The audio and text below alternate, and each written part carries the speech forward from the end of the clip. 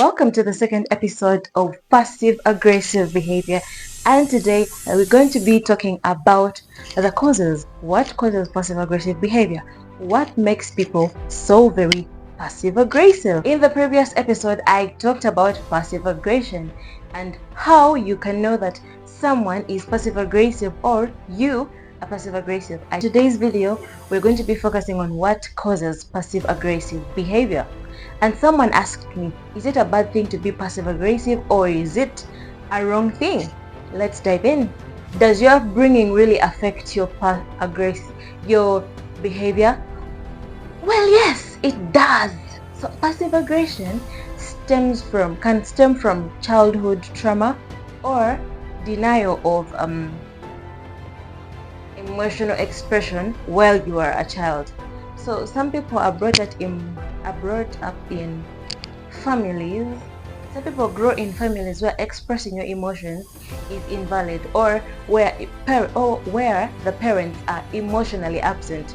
So what happens? This person learns by default to be passive aggressive, and you can't really blame them because that's how they've grown. And that's why for some people it's a lifestyle. Passive aggression is part of them. You can't interact with them a moment without them being passive aggressive. It's just their nature. Plenty of people have hardships.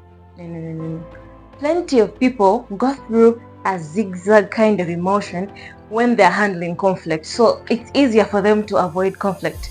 So what do? The fear of conflict makes them stay away from openly expressing themselves, which makes them be passive aggressive. Well, back to the question of, is it a problem and is it a bad thing?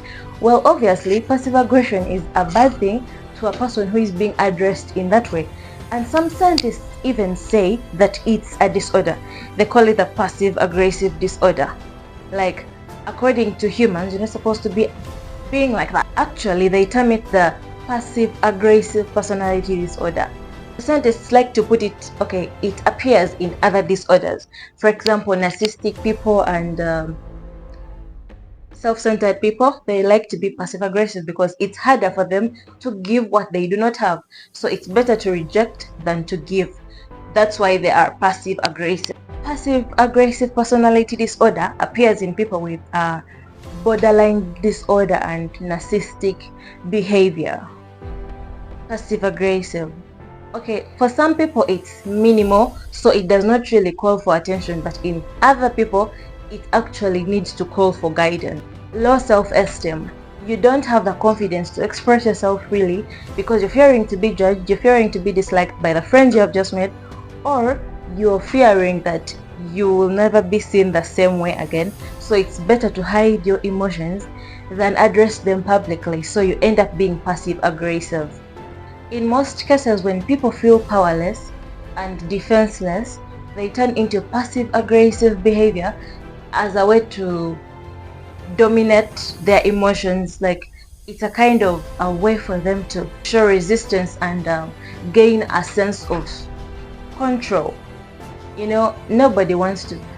In most cases though, people have to be controlled in one way or another, but also a human mind does not like to be controlled. And that's why some people like to be passive aggressive, because it's easier not to show your emotions so that you're not judged by people, rather than express yourself and lose control over yourself.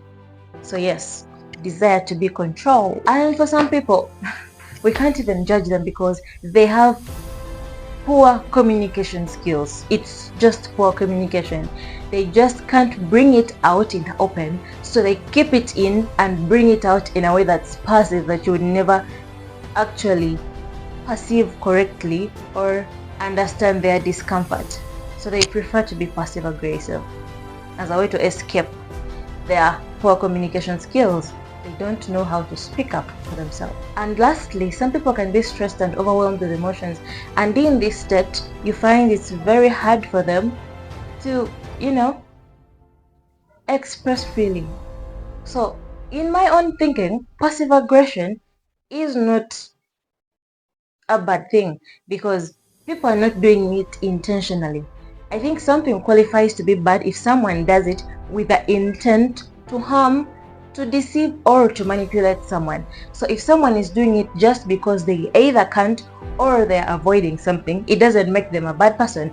A passive aggressive person is not bad. They just don't know, they either just don't know how to express their emotions, or they are running away from their emotions, or they have had childhoods where the emotions were invalidated, and also they are scared that they might lose you if they come straight on to express how they are feeling.